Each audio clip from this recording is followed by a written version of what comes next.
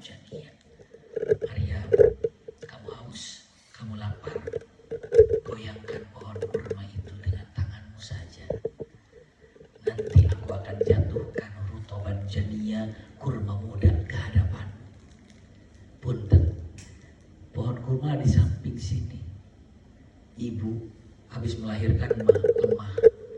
Maryam cuma gini aja pohon kurma di samping. Gitu. Diapain itu? Digoyangkan. Goyang nggak pohon kurma? Enggak, kayaknya ya. Sampai hari ini ada nggak Bunda pohon kurma panen digoyang-goyang? Ada nggak? Nggak ada Bunda. 10 pemuda aja digini-gini nggak jatuh. Itu kalau kelapa mungkin yang kuat juga mungkin bisa jatuh. Tapi kalau kurma digunting cekrek, cekrek, cekrek. Karena apa? Batangnya kuat. Ini pohon kurma kuat dari batangnya itu, dari apa namanya ke atasnya dia, dan pohon kurma juga kokoh nggak goyang. Sekarang satu orang itu perempuan habis melahirkan. Bagaimana coba? Goyangkan kata Allah. Usaha goyangannya aja, mungkin cuma tangan gini aja. Itu aja, cuma ke samping. Allah jatuhkan. Saya tanya kira-kira dengan mengatakan siapa yang menjatuhkan pohon kurmanya itu? Buahnya Allah. Dipinta usaha nggak itu? Walaupun mungkin kalau dilihat ibu usahanya cuma 1%. Kenapa? Mudah sekali.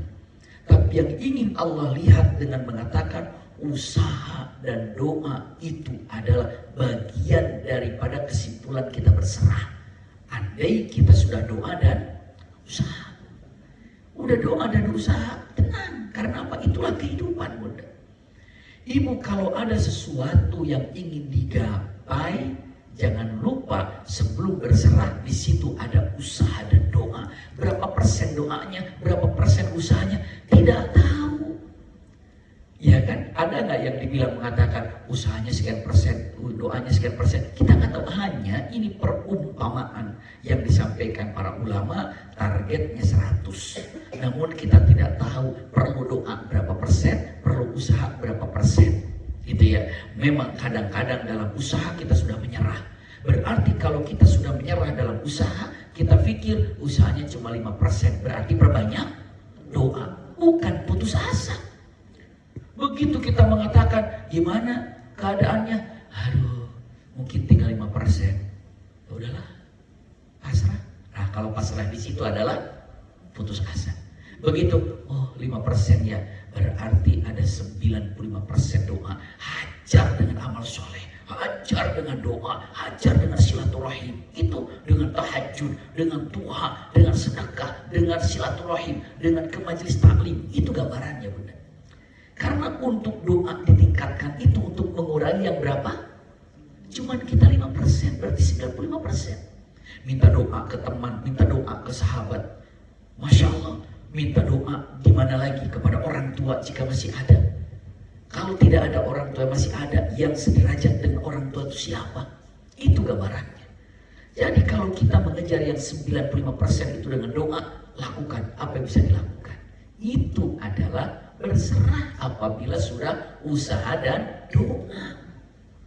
Doa kenceng banget, doa, nggak ada usaha, nggak bisa Bunda. Contoh saya sampaikan lagi, semua sudah tahu ini.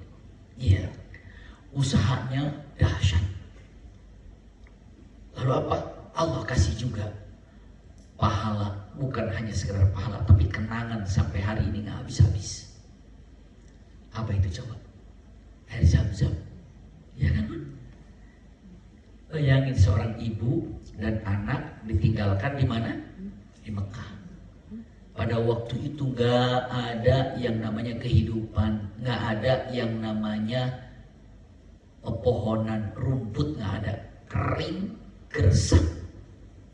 Ditinggalkan oleh suaminya. Siapa suaminya? Nabi Ibrahim. Siapa yang ditinggalkan di sana? Siti Sarah, Siti Hajar. Siti Hajar ditinggalkan di sana. Bersama siapa? Nabi Ismail. Tinggalkan. Dalam keadaan ditinggalkan karena yakin, nah ini dia pentingnya nih. Iya, nanti kita akan bahas mampir lagi di sini. Tapi yang jelas ketika tahu ini perintah Allah, gak ada masalah, monggo silakan, aman. Punten, ternyata baru beberapa hari, mungkin gak nyampe seminggu, perbekalan habis, makanan tidak ada, haus iya, lapar iya, keadaan punten bikin panik sebenarnya. Tapi seorang wanita, kenapa harus panik? Satu, ada Allah. Tapi tidak hanya doa, ya Allah, aku menjalankan perintahmu, ditinggalkan suamiku di sini karena atas perintahmu. Ada udah kalau gitu, engkau yang merintahkan, aku diam aja, pasti engkau akan jamin, gitu kan? Punten, ibu yang memerintahkan Nabi Ibrahim meninggalkan Hajar dan Ismail alaihi wassalam, itu siapa merintahkan? Ya Allah, bahkan dalam yakin keimanannya. Ya bun, begitu diperintahkan oleh siapa? Oleh Allah, Nabi Ibrahim pergi. Begitu Nabi Ibrahim pergi, Siti Hajar bertanya, Ibrahim, ini perintah Allah ya? Ini perintah Allah ya? Apa kata ibu? Iya, ini perintah Allah. Iman kuat. Jawaban, idzan la yudayyi'anallahu abadan. Kalau ini perintah Allah, mustahil Allah membuat kami sengsara di tempat ini ketika kami menjalankan perintah Allah. Udah yakin perintah Allah kan? Begitu lapar, begitu haus, bisa aja bilang gini, mau buktiin katanya perintah Allah, saya diem aja. Karena perintah Allah, pasti dijamin lah sama Allah. Kenapa ini perintah Allah? Tidak juga begitu. Tetap harus ada apa? Usaha. Bunda, yang namanya tempat larinya mencari air Siti Hajar, ya, dari Sofa ke Marwah, dari Marwah ke Sofa, dari Sofa ke Marwah, itu sampai 7 kali, sampai hari ini diabadikan dengan sebutan apa? Sa'i.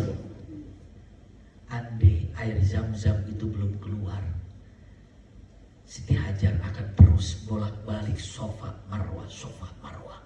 Andai belum keluar, Allah hentikan di setelah ke-7. Keluarkan air Zam-Zam. Masya Allah, sampai hari ini air Zam-Zam tidak akan pernah kering dan tidak akan pernah habis. Kata siapa? Rasulullah, innahul ma'la tanzif wa la tarum. Itu adalah air yang tidak akan pernah kering dan tidak akan pernah habis. Tapi coba cek baik-baik di dalamnya. Air Zam-Zam ada hasil apa? Hasil apa? Usaha. Usaha siapa? Siti Hajar. Bolak-balik. Maka namanya antara Sofa ke Marwah disebutnya apa itu? Sa'i. Bunda tahu artinya sa'i apa? Sa'i artinya apa? Sa'i itu artinya usaha tanpa batas. Usaha tanpa batas. Jadi bunda, yang membatasi usaha itu adalah keputusasaan. Maksudnya apa? Saya udah mentok. Belum, kenapa ada doa? Jadi kalau doa, ada nggak doa mentok kira-kira? Nggak ada, doa mah jalan aja bun. Jadi kalau udahlah saya putus asa, saudara saya pasrah. Kalau dikatakan pasrah di sini adalah setelah usaha dan doa tanpa batas terus jalan, berarti yang membatasi usaha itu adalah apa? Keputusasaan. Kalau keputusasaan berarti kaitannya dengan apa? Iman. Orang yang iman gak pernah putus asa. Kenapa? Jalanin aja. Karena apa? Karena dia tahu Allah itu punten Maha Rahman, Maha Rahim, Maha Pengasih dan Maha Penyayang. Punten, saya mampir dulu ini. Iya. Karena kelihatan bunda-bunda semuanya khusyuk sekali di sini. Saya semakin semangat lagi nih. Atau khusyuknya itu bingung apa nih maksudnya ya gitu. Tapi insya Allah bunda sangat memahami. Lihat bunda ya. Tadi saya sampaikan. Iya. Jadi yang namanya usaha ada batas apa tidak? Tidak ada batas. Maka itu dalam bahasa Arab namanya apa? Sa'i. Iya. Masya Allah. Dalam bahasa Arab namanya apa? Sa'i. Sa'i itu artinya apa? Usaha tanpa batas. Contoh begini pun. Contoh. Karena apa? Karena dalam Al-Quran ucapannya adalah fa inna ma'al usri yusra. Di dalam kesulitan itu ada kemudahan. Kamu cari kemudahannya. Di mana? Di dalam kesulitan itu. Sampai kapan? Sampai ketemu. Itu inna ma'al usri yusra. Contoh gini. Contoh. Ibu punya 50 pintu kontrakan. Itu rumah kontrakan. Biasanya orang-orang Betawi itu hidupnya itu dari kontrakan udah diem aja. Kenapa? Nagih tiap bulan gitu kan. Pokoknya kalau ada tempat bikin di daerah saya Depok itu, juragan kontrakan itu paling jago itu. Iya. Jadi kalau ada apa-apa bikin kontrakan 10 rumah itu udah khusus untuk biaya hidupnya terus berjalan. Iya. Berapa hari gitu. Misalnya ada orang yang punya 50 pintu kontrakan. Masya Allah, 50 tuh baru jadi. Berarti kalau 50 pintu berarti ada 50 kunci ya Bun ya. 50 kunci. Tiba-tiba nih ibu ngasih ke saya, Abi Maki, di salah satu pintu itu, di kamar itu ada Quran untuk dibagikan. Ada di pintu berapa Bunda? Di pintu kelima. Oh iya, ada pintu kelima ya. Silakan ambil kuncinya mana? Dikasih 50-50 ya. Kenapa?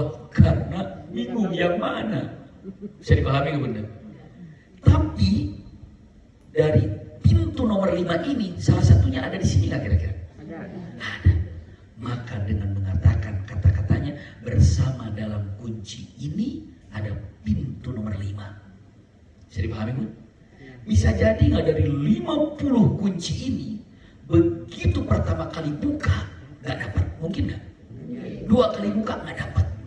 Kalau ibu membatasi, pokoknya kalau sudah 10 kali nggak dapat, udahlah saya tinggalkan. Bablas itu Bun. Berarti inna ma'al usri yusra harus diyakini dari 50 kunci ini ada 1 kunci nomor pintu 5. Saya sampaikan, berarti ibu bakalan coba untuk membuka pintu itu dengan semua kunci. Atau ibu katakan, saya tidak akan pernah berhenti sebelum pintu ini terbuka. Coba lagi, coba lagi, coba lagi, coba lagi. Itu yang namanya apa? Sa'i. Itu yang namanya sa'i. Emang ada keberhasilannya? Ada. Kata siapa? Al-Quran. Apa katanya? Fa inna ma'al usri yusra. Sampai 2 kali. Inna ma'al usri yusra. Sesungguhnya, saya terjemahkan bebas. Sesungguhnya ya, di dalam 50 kunci itu ada kunci nomor 5. Ibu, tapi bisa jadi nggak? Qadarullah, begitu ibu buka pertama, kebetulan nomor 5. Mungkin nggak begitu? Walaupun ibu bilang kayaknya susah, tapi bisa aja. Kalau hoki itu kalau bahasa sekarang, iya. Tapi kalau seandainya ibu membatasi, pokoknya kalau sudah ke nomor 49 nggak berhasil, saya tinggalin. Bisa jadi nggak Bun? 1, 2, 3 sampai 49 gagal. Berarti yang satu itu yang kunci untuk membuka. Tapi karena sudah membatasi 49, kebuka akhirnya.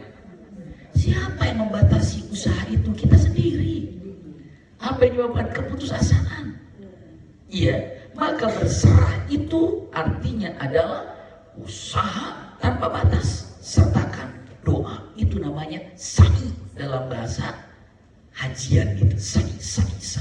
Berapa kali Bunda dengar sa'i? Jadi kalau seandainya sudah mengatakan sa'i, artinya apa? Usaha tanpa batas. Tapi usahanya harus sofa. Sofa itu apa? Sofin. Sofa itu kalau ada kolam, saking airnya jernih, ikannya kelihatan.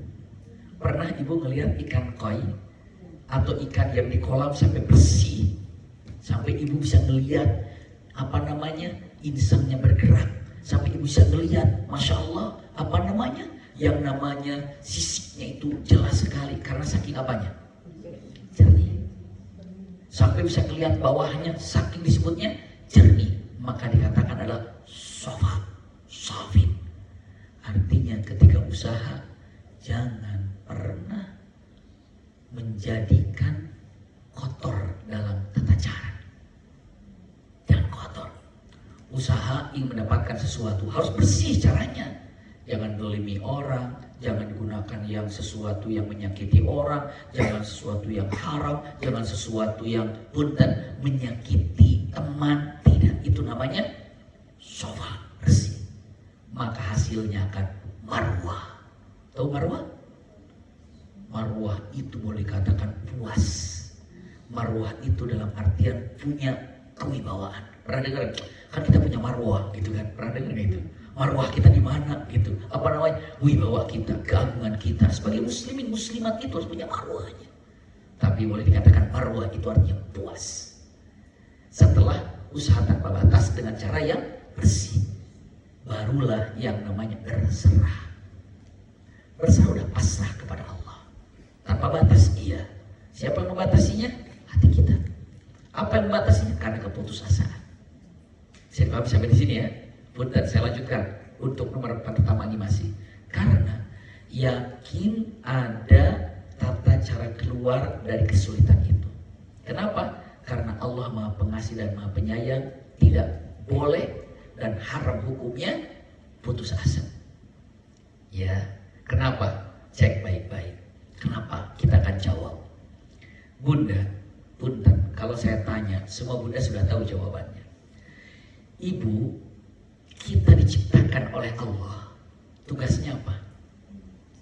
Tugas kita diciptakan oleh Allah. Ya. Tugas kita apa? Ya, ibadah. Apa dalam Al-Quran? Wa ma khalaqtul jinna wal insa illa liya'budun. Itu kan? Nah, lihat. Tidak semata-mata aku ciptakan jin dan manusia kecuali hanya untuk ibadah. Itu kan? Kita diciptakan oleh Allah untuk ibadah kan? Ulangi lagi. Punten. Allah menciptakan kita ya agar kita ibadah. Lihat. Dan punten, Allah pun menciptakan kita untuk apa? Jawabannya untuk disayangi oleh Allah. Itu gambaran singkatnya ya. Ulangi lagi. Punten, agar konsentrasi bunda. Allah punten menciptakan kita agar kita ibadah, dan kita diciptakan oleh Allah untuk dicintai. Beda dikit. Ulangi lagi. Punten, Allah menciptakan kita. Tugas kita apa? Ibadah. Untuk ibadah. Dan kita diciptakan oleh Allah untuk disayangi. Bisa dipahami ya? Jadi Allah katakan gini, kamu diciptakan olehku untuk aku sayangi. Dan kau aku ciptakan agar kalian ibadah kepadaku. Tugasnya. Maka karena Allah, Masya Allah, yang telah menjadikan kita ada, itu untuk dicintai oleh Allah. Maka mustahil Allah menzalimi kita, menyakiti kita. Mustahil. Mustahil. Allah itu ya menjadikan kita ada untuk apa? Untuk dicintai. Maka buktinya apa? Allah tundukkan langit, laut semuanya. Untuk siapa? Untuk kita, karena Allah cinta kepada kita. Allah kirimkan matahari karena Allah cinta kepada kita. Allah kirimkan hujan karena Allah cinta kepada kita. Allah kirimkan panas karena Allah cinta kepada kita. Benar. Allah kirimkan pasangan hidup kita karena Allah cinta kepada kita. Allah kirimkan kepada kita keturunan karena Allah cinta kepada kita. Intinya kita hidup di dunia untuk dicintai dan mencintai. Siapa yang maha mencintai? Allah. Siapa yang harus lebih dicintai? Allah. Jadi kalau ibu berpikir setiap masalah itu sepertinya gak ada jalan keluarnya, mustahil. Karena Allah mencintai kita, pasti Allah berikan keluarnya. Itu pun pegang baik-baik. Iya. Kenapa? Iya, kita akan diciptakan oleh Allah untuk ibadah. Dan Allah menciptakan kita untuk apa? Untuk dicintai, untuk disayangi. Ini ada hadis, kaget bunda dengarnya ini. Tiap hari bu, ada 4 makhluk yang minta kepada Allah agar manusia dihancurkan, agar manusia dibinasakan. 4 makhluk ini apa coba? langit, bumi, laut, gunung, tumpah. Empat itu bicara. Kata langit, kata gunung, kata laut, kata bumi. Ya Allah, udah muak saya lihat manusia ini. Kau turunkan nikmat yang bertubi-tubi. Kau berikan nikmat yang tanpa bisa dihitung oleh manusia. Sampai Al-Quran mengatakan wa in ta'udhu nikmatallahi la tuhsuha. Jika kalian manusia mengingat tentang nikmat Allah, pasti kalian tidak akan pernah dapat menghitungnya. Ya kan? Saking apanya? Banyaknya. Tapi itu manusia, sholat aja susah. Itu tunda-tunda. Puasa aja nggak dibayar udah beberapa kali Ramadan. Iya. Sedekah aja pelitnya luar biasa. Silaturahim aja rumitnya luar biasa. Majelis taklim aja susahnya melangkah. Kata langit, aku ingin tumpahkan tubuhku untuk menutupi bumi ini. Kata gunung, aku ingin meletus saja, aku hancurkan manusia itu dengan lahar yang aku punya. Kata laut, aku ingin tumpahkan semua air yang ada di sini. Kata bumi, aku ingin belah bumi ini agar manusia bisa aku cengkram, aku telan. Ini minta kepada Allah ingin manusia dibinasakan. Kenapa? Muak melihat manusia. Katanya begitu. Bunda tahu apa jawaban Allah? Hei langit, bumi, ya, laut, gunung, saya mau tanya. Kata Allah, bisa terjemahkan bebas. Yang menciptakan manusia itu siapa? Yang menciptakan manusia itu siapa? Bunda tahu jawaban mereka apa? Engkau ya Allah yang telah menciptakan manusia. Ini perkataan Allah. Khalaqtuhum la rahimtuhum. Aku menciptakan manusia bukan untuk dihancurkan, tapi aku menciptakan manusia untuk aku sayangi. Tuh, itu dia. Aku menciptakan manusia itu bukan untuk aku hancurkan, bukan untuk aku sakiti, tapi aku ciptakan manusia itu untuk aku cintai, untuk aku sayangi. Itu gambarannya, Bunda. Jadi kalau dikatakan, ya Allah, ternyata kita diciptakan untuk dicintai, ya iya. Maka wajar dicintai suami, dicintai istri, dicintai teman, dicintai anak, dicintai sahabat. Itu ada, memang itulah fungsinya diciptakan, untuk dicintai dan untuk mencintai. Itu yang harus dipegang. Berarti apa? Pasrah itu berarti setelah usaha dan doa tanpa batas. Nunggu hasilnya, itulah yang namanya diantaranya serahkan pada Allah Subhanahu wa Ta'ala. Kenapa? Karena jawabannya Allah itu ada sangat mencintai kita, sangat menyayangi kita. Mustahil Allah menzalimi kita. Bunda, pegang baik-baik. Kalau Bunda bertanya, tapi ini pertanyaan konyol ya. Allah perintahkan kita sholat. Allah sholat nggak ya? Seakan-akan ingin langsung Allah yang kasih contoh sholat itu gitu ya. Kita jawab, sholat itu kan untuk Allah. Allah perintahkan kita haji. Allah haji nggak ya? Haji kita kan untuk Allah. Allah perintahkan kita untuk sedekah. Allah sedekah nggak? Oh, kalau dikatakan sedekah untuk Allah, niat Allah. Kalau bicara sedekah Allah banyak. Kalau mengatakan ucapannya, lihat, ketika Allah perintahkan kita sholat, yang kasih contoh sholat siapa? Rasulullah kan? Kata Rasulullah, "Shallu kama ra'aitumuni usolli." Sholatlah kalian seperti aku sholat. Kata siapa? Kata Rasulullah. Ketika Allah perintahkan haji, yang kasih contoh siapa? Rasulullah. "Khudhu anni manasikakum." Tapi punten ibu bapak, ketika Allah punten memerintahkan sholat, contohnya Rasulullah. Memerintahkan haji, contohnya Rasulullah. Ketika Allah melarang sesuatu, langsung contohnya adalah Allah. Apa coba? Kata Allah, karena Allah menciptakan kita untuk dicintai, ya kan? Maka Allah katakan, inni haramtu dzulma ala nafsi wa ja'altuhu bainakum muharraman fala tadzalamu. Kata Allah, sesungguhnya, kata Allah, sesungguhnya, ya, aku haramkan kepadaku untuk menyakiti siapapun dari makhluk-makhlukku. Yakinkan, ini hadis sahih. Allah mengharamkan kepada Allah sendiri untuk menyakiti hamba-hambanya. Maka kata Allah, janganlah kalian saling menyakiti. Siapapun yang menyakiti saudaranya, sahabatnya dengan perilakunya, berarti punten dia ini berhadapan dengan siapa? Allah. Karena Allah menciptakan kita untuk dicintai, untuk disayangi. Itu perkataan yang harus kita pegang baik-baik. Ya, jadi simak.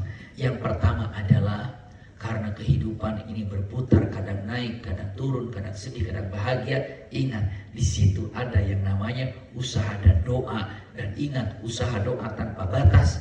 Di mana di tempat itu, di dunia ini, dan yakin inna ma'al usri yusra, dalam kesulitan itu ada kemudahan. Cari sa'i tanpa batas. Ini adalah pasrah, bukan putus asa. Lalu punten, bukan hanya sekedar itu, bukan hanya pasrah saja. Masya Allah, tabarakallah. Di situ ada hal yang juga luar biasa, ikhlas. Ikhlas itu di mana peranannya? Gini Bu, ikhlas itu. Ya.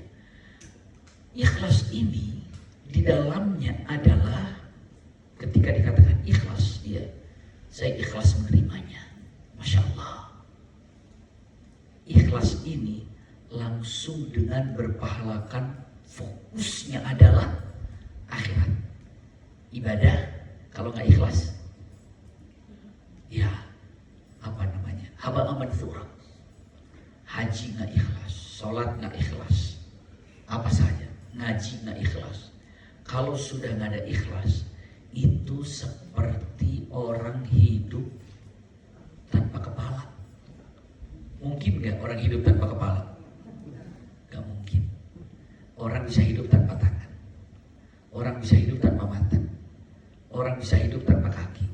Misalnya dengan mengatakan, kata dokter ini harus diamputasi bagian tangannya, masih hidup nggak tuh? Ini sudah amputasi bagian kaki, masih hidup. Ini harus diamputasi lehernya, potong, hidup nggak tuh? Matilah dia. Nggak ada amputasi di sini gitu ya. Itu kalau kita ibadah tanpa ikhlas, itu seperti kehilangan nyawa. Apapun peristiwa di dunia ini, kejadian apapun, ikhlas. Kenapa? Nih punten, saya langsung gini untuk langsung apa namanya ditembakin gitu ya Bunda ya, langsung tembus nih, karena mungkin kita bisa nanti apa namanya di setelah itu nanti ada satu lagi yang namanya apalagi tawakalnya ya. Punten, ikhlas itu gini, cek baik-baik Bunda. Dalam Al-Quran tadi saya katakan fa inna ma'al usri yusra. Sesungguhnya bersama dengan kesulitan itu ada apa? Kemudahan. Nah, cek baik-baik. Bunda, kadang-kadang Bunda bilang gini, sulit ini, kok gak ada kemudahan terus ya? Kemudahan terus ya? Mana kemudahannya? Punten, orang banyak mengira kemudahan itu hanya untuk dunia. Padahal kemudahan di situ adalah fokus juga untuk akhirat. Contoh, punten, tolong renungkan, simak bukan hanya dengan ini, tapi dengan hati. Saya tanya, ibu pernah nggak mohon kepada Allah agar ibu dijadikan ahli surga? Pernah? Tiap hari? Sering? Sering. Ya Allah, jadikan aku ahli surga, nggak tanggung, surga Firdaus paling tinggi, nggak tanggung doanya. Ya Allah, jadikanlah aku sebagai penghuni surga Firdaus paling tinggi. Satukan bersama Rasulullah, satukan bersama para nabi, bersatukan bersama para anbiya, para aulia, para muttaqin, gitu kan? Doanya begitu kan? Ingin jadi surga bukan hanya penghuni surga biasa, tapi surga paling tinggi. Mau dikabulkan sama Allah? Pengen dikabulkan kan? Nah, surga itu tidak semudah membalikan telapak tangan.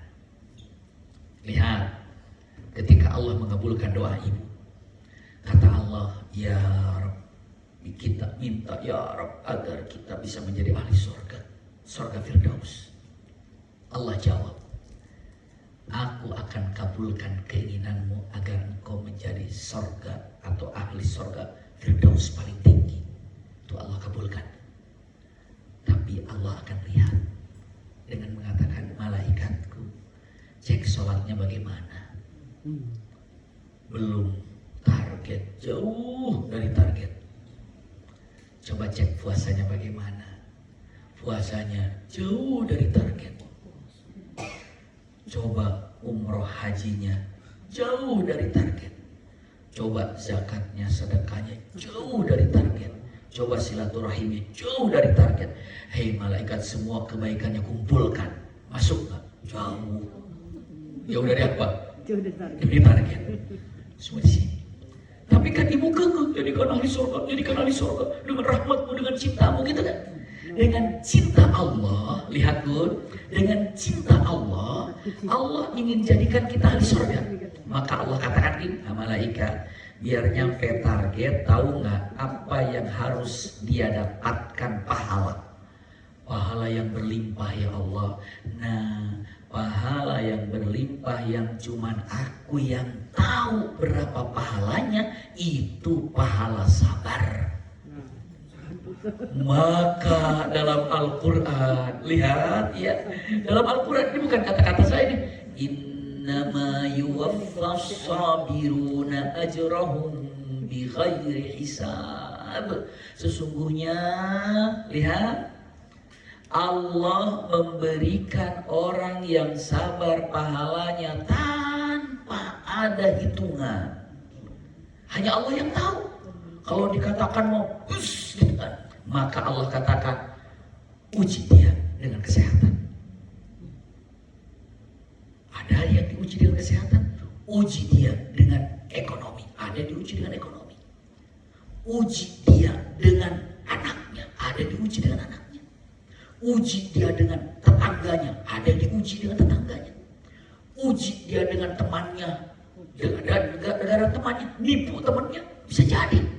Uji dia uji, maka dia diuji dengan berbagai macam ujian.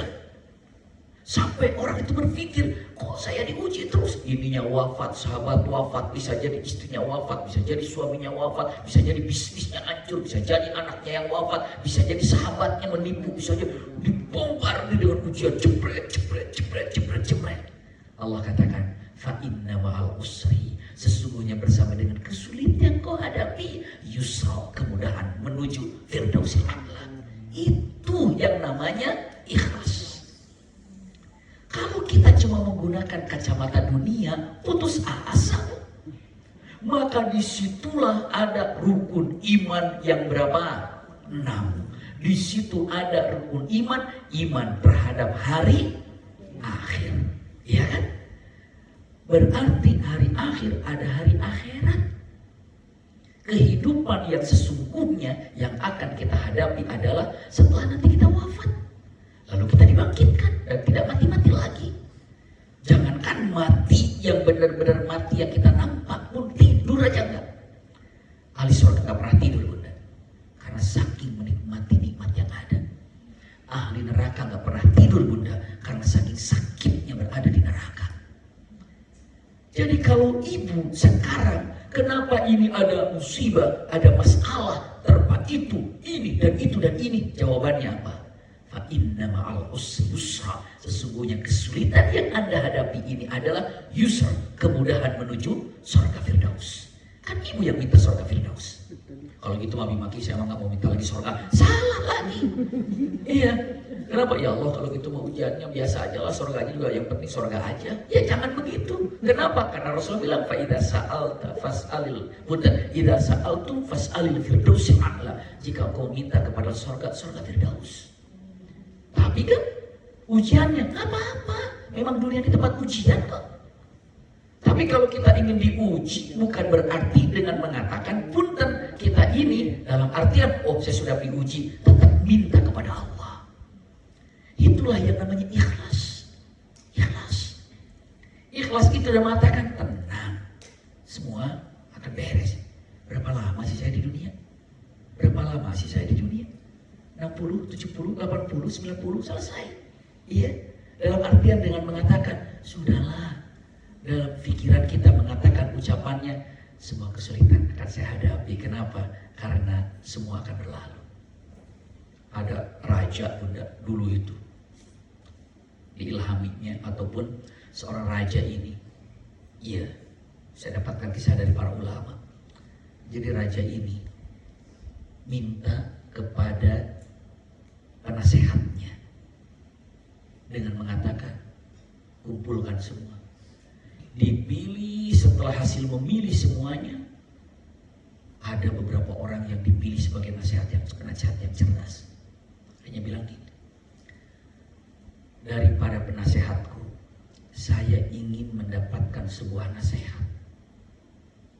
Yang mana nasihat itu gak usah panjang-panjang, pendek aja. Saking pendeknya nasihat itu bisa ditulis di cincin. Seperti pendek itu kan. Nasihat itu bisa ditulis di cincin. Dan apabila saya membacanya dengan nasihat itu, saat saya sedih, saya jadi bahagia. Dan sebaliknya saat saya bahagia, saya jadi sedih. Tolong bikinkan kata-kata itu, nasihat itu. Tapi yang panjang-panjang, pendek aja. Saking pendeknya ditulis di cincin. Mikir apa kira-kira nih buat di cincin. Akhirnya satu orang dari penasehat raja ini punya ide. Bagus, bikinlah cincin. Dengan ukuran raja itu ditulislah kata-kata yang pendek di sana. Tuhan, mudah-mudahan bermanfaat dan mudah-mudahan jadi nasihat untukmu. Bisa membuatmu sedih saat bahagia dan bisa membuat bahagia saat sedih. Susah nasihat itu kayaknya ya. Subhanallah, pakailah oleh raja itu. Kapan dilihatnya? Kalau lagi sedih. Kapan dilihatnya? Kalau lagi bahagia. Lagi sedih, baca tulisan itu, senyum dia. Udah senyum. Lagi bahagia, lihat ini langsung sedih. Sampai orang berpikir, tulisannya apa ini? Tulisannya apa?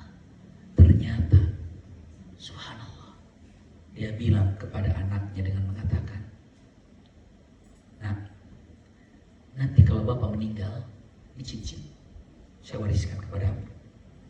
Dan kamu tahu, bapak kalau lagi bahagia ngelihat cincin jadi sedih, lagi sedih ngelihat cincin jadi bahagia. Iya, karena di sini ada tulisannya. Nanti kalau bapak meninggal, kamu bawa ini dan kamu cek. Ternyata dalam tulisan itu apa? Al-yawm sayamdi. Artinya adalah hari ini akan berlalu. Pendek. Hari ini akan berlalu. Coba bun, ibu lagi sedih, hari ini akan berlalu. Lagi bahagia, hari ini akan berlalu. Gak bakalan sedih selamanya, akan berputar berlalu bun. Iya, makanya capek akan berlalu, bahagia akan berlalu, semuanya gitu. Saya berpikir untuk saat sekarang ini, subhanallah.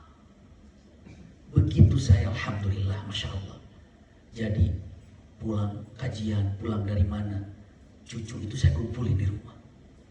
Mau diinjak, mau itu gak capek-capek. Cuma saya berpikir mengatakan, saya sudah tidak lagi bisa merasakan nikmat anak-anak saya lebih kecil. Anak-anak saya lagi lari-lari, anak-anak saya lagi gendong, anak-anak saya kecup-kecup, anak-anak saya itu tuh. Masa indah itu sudah gak ada lagi, Bun. Sekarang anak-anak udah gede.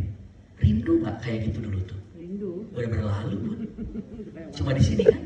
Berarti kalau saya sekarang cucu ini, saya pegang mau ke kakeknya, ke Kida, saya panggilnya Kida, Nida kakeknya, Nida apa neneknya, mau ke Kida, mau ke Nida, capek apapun saya pegang, jangan karena bahagia. Kenapa? Hari ini akan berlalu, hari ini akan berlalu.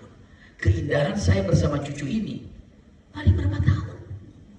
Nanti kalau sudah 2 tahun udah nggak seperti sekarang ini, lari-lari lucu-lucunya, ya.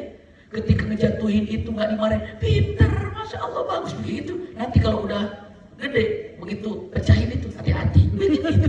Udah beda lagi kan. Hari itu akan berlalu, Bunda.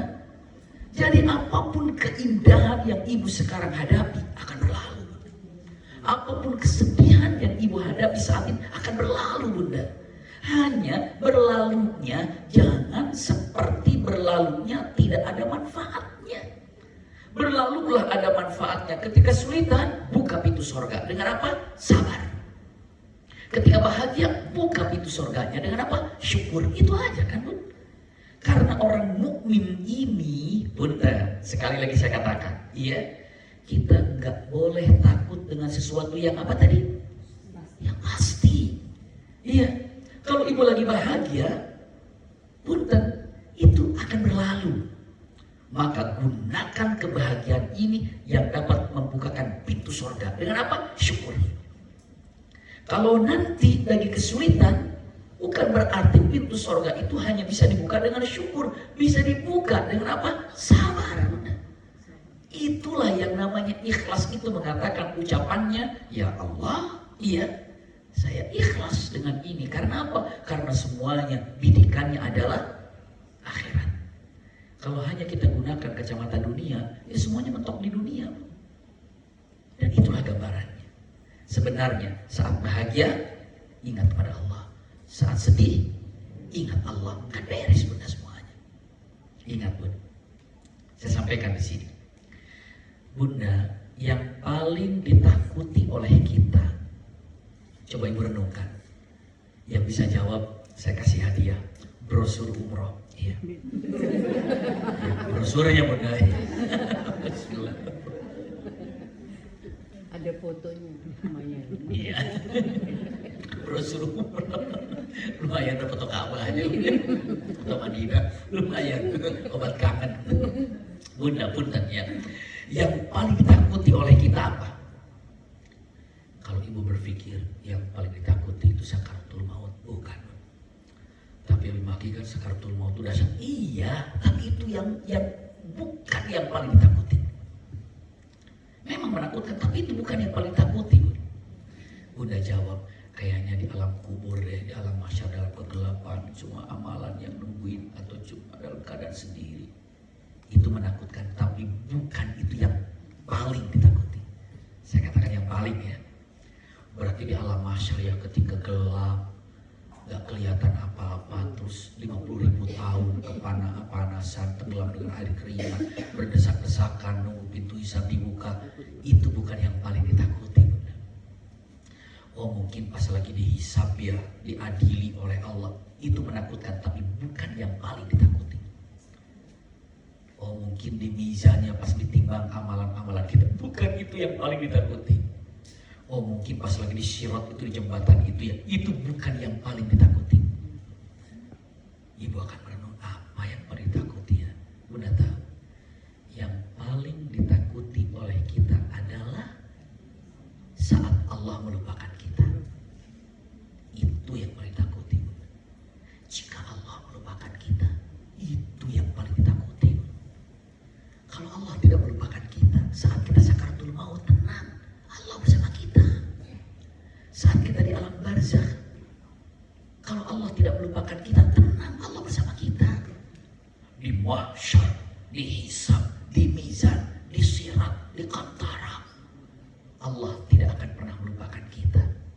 Itu yang paling ditakuti apabila dilupakan Allah. Paling ditakuti. Bunda nanya, Abi Maki memang ada yang dilupakan oleh Allah? Ada. Siapa yang dilupakan oleh Allah? Al-Quran mengatakan dalam surah Toha. Lihat. Faman a'rada an dzikri fa inna lahu ma'isyatan dhanka. Siapa yang tidak pernah mengingat aku, maka hidupnya dalam keadaan dhanka. Dhanka itu apa? Arti dhanka itu sumpah, sempit. Iya. Sumpah, sempit, panas, gerah, itu dhanka itu. Siapapun yang hidup, mungkin paling tinggi jabatannya, mungkin paling banyak hartanya, mungkin paling banyak ilmunya, tapi kalau tidak pernah mengingat Allah, dhanka. Dhanka itu apa? Sempit, sumpah, gelap, panas, itu dhanka. Kalau tidak pernah mengingat Allah, maka Al-Quran mengatakan, udhkuruni adhkurkum. Iya kan? Fadhkuruni adhkurkum. Maka ingat kau kepadaku, maka aku akan ingat kepadamu. Bayangkan, Bunda, lagi sakaratul maut. Karena kita terbiasa ingat Allah, Allah ingat kita. Kalau Allah ingat berarti bersama kita, Bun. Iya, fadhkuruni adhkurkum. Aku ingat, kamu ingat aku ingat aku. Kamu ingat aku ingat kamu. Jika seorang hamba mengingat Allah, pastikan Allah pun mengingatnya. Jika seorang hamba menyebut nama Allah, pastikan Allah itu menyebut nama kita. Coba kita bayangkan sekarang orang yang kita cintai, siapa di bumi ini? Mau suami, mau orang tua, mau anak. Sebutkan namanya sekarang pun. Begitu ibu menyebutkan nama suami, pas ibu nyebut nama suami ingat kita nggak? Belum tentu. Ya, ibu sebutkan nama siapa yang kita cintai, mau anak pertama, anak kedua, anak ketiga, apa ibu sebutkan namanya. Begitu ibu ingat sama anak itu lagi ingat kita nggak? Belum tentu, bunda. Iya, belum tentu. Tapi begitu ibu nyebut nama Allah, Allah sebut nama kita, bunda. Itu indah sekali. Fadkuruni adkurukum. Kamu ingat aku ingat kamu. Semakin kita terbiasa mengingat Allah, Allah akan selalu bersama kita, bunda. Dan gagah luar biasa, bisa nolong kita. Ibu tahu Rasulullah sedang dalam keadaan istirahat begini, tiba-tiba ada duksur yang ngedap, bawa pedang, berdiri. Rasul tidur, tempelin pedang di sini. Muhammad bangun, kaget Rasulullah, bangun tidur, pedang di sini. Duksur bertanya, ayo, man ya'simuka minni, siapa yang menjagamu dari pedangku, wahai Muhammad? Apa kata Rasulullah? Satu sebutan, Allah. Jatuh duksur, lepas pedangnya. Itulah yang dijaga oleh Allah, karena benar-benar menyebut nama Allah itu dengan cinta, dengan mahabbah, dengan ketaatan. Kata-kata la ilaha illallah itu terhujam di dalam dada, bunda. Kalau kita lagi tidur, lagi apa di pedang, siapa yang menolong kamu dari pedangku? Allah, putus kita. Karena kita beda nyebut nama Allah. Nah, itu belajarnya bunda saat ini. Ibu kalau sudah nyebut nama Allah, lalu disertakan dengan cinta, ketenangan, itu indah, bunda. Nyaman. Fadkuruni adkurukum, ingat padaku maka aku akan ingat kepadamu. Siapapun diri kita, faman a'rada an dzikri fa inna lahu ma'isyatan dhanka. Siapapun yang hidup di dunia bergelimang, itu punya ini, misalnya secara duniawi, tapi kalau nggak ingat Allah, Allah katakan apa? Dhanka. Dhanka itu apa artinya? Sempit, sumpah, gelap, panas, gerah. Hidupnya dhanka, bunda. Ada ketenangan, dhanka. Lihat selanjutnya ayat itu. Ayat selanjutnya. Fa inna lahu ma'isyatan dhanka wa nahsyuruhu yaumal qiyamati a'ma. Dan Allah bangkitkan dia dalam keadaan buta. Buta, enggak bisa lihat. Dia pas bangun dia nanya, Rabbi lima hasyartani a'ma. Ya Allah, kenapa engkau bangkitkan aku buta ya? Kenapa engkau bangkitkan aku buta ya? Rabbi lima hasyartani a'ma wa qad kuntu basira. Dulu aku di dunia bisa lihat, tapi kenapa sekarang aku buta? Tahu jawaban Allah apa? Kadzalika atatka ayatuna fanasitaha wa kadzalika al-yawma tunsa. Ini akibat kamu waktu di dunia membutakan dirimu terhadap perintah aku. Aku perintahkan sholat, kamu pura-pura itu ini, buta aja nggak tahu. Ditutup pikirannya, hatinya untuk apa? Untuk akhirat itu nggak ada.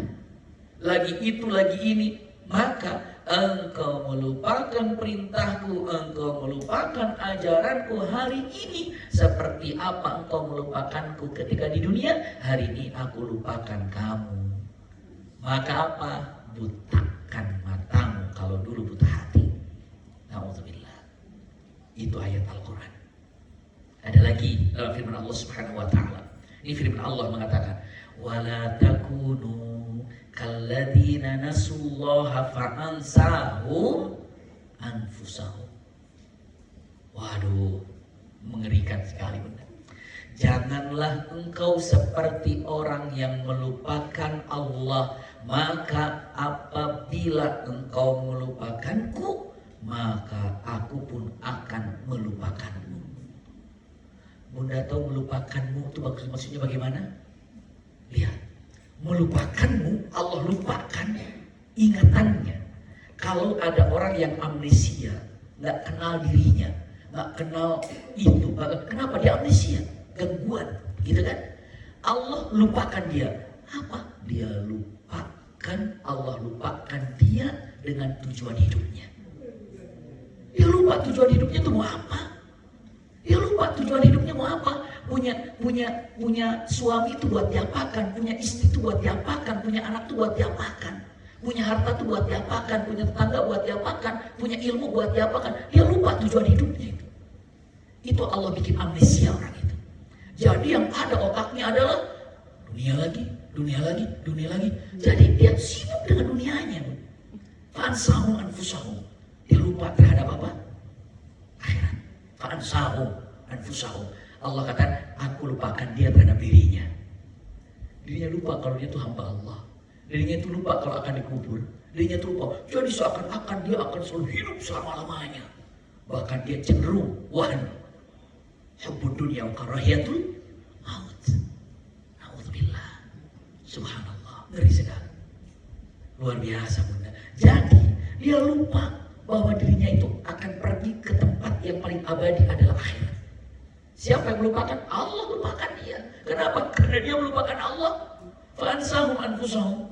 Ulaika humul fasiqun. Dan itu orang yang fasik. Fasik itu bun bisa jadi mengaku Islam. Iya. Tapi dirinya sudah tidak mau diurus oleh Islam. Nggak mau dijaga oleh Islam. Subhanallah. Ini gambarannya bun. Ingat, makanya teman yang solehah seperti ini, itu luar biasa teman di surga semua bunda ini. Jadi kalau bunda bertanya dengan mengatakan punten ya, kalau ibu bertanya mengatakan, kalau tadi kan ibu menakutkan aja gitu. Bunda tahu nggak? Kalau ibu bertanya, Mami Maki saya nanti ke surga gampang apa mudah apa susah ya? Mungkin ibu nanya gitu, Mami Maki saya ke surga nanti susah apa gampang ya? Jawaban pertama adalah punten, Masya Allah. Yang dimudahkan oleh Allah ke surga itu diantaranya adalah orang yang paling mudah langkah kakinya mencari ilmu. Kalau ibu mudah langkah kakinya ke majelis taklim, seperti itu Allah mudahkan langkah kakinya ke surga. Kata siapa? Bukan kata saya, Rasulullah.